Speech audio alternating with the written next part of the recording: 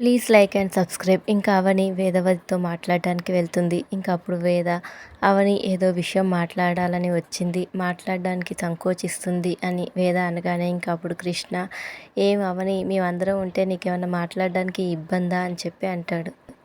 ఇంకా అప్పుడు వేద ఏ విషయంలోనూ మనకి దాపరికాలు ఉండవు కదమ్మా అని చెప్పి అని అంటే ఇంకా అప్పుడు అవని, నేను అందరి ముందే చెప్పడానికి వచ్చాను అత్తయ్య అంటుంది. ఇంకా అప్పుడు ప్రసాదరావు, ఇంకెందుకమ్మా అందరం ఉన్నాం కదా చెప్పు అని చెప్పి అంటూ ఉంటే, చెప్పు అవని అని చెప్పి నిహారిక అంటుంది.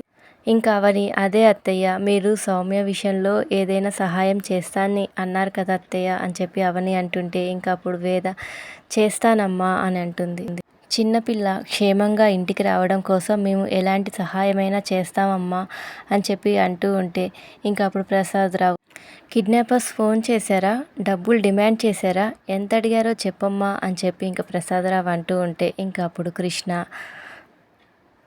అవని విషయం ఊరగాయ నాంచినట్టు నాంచకు అవని, తొందరగా చెప్పు అని చెప్పి ఇంకా కృష్ణ అంటూ ఉంటే ఇంకా అవని ఏమో చెప్పడానికి టెన్షన్ పడుతూ ఉంటుంది. Thank you for watching. Please subscribe my channel.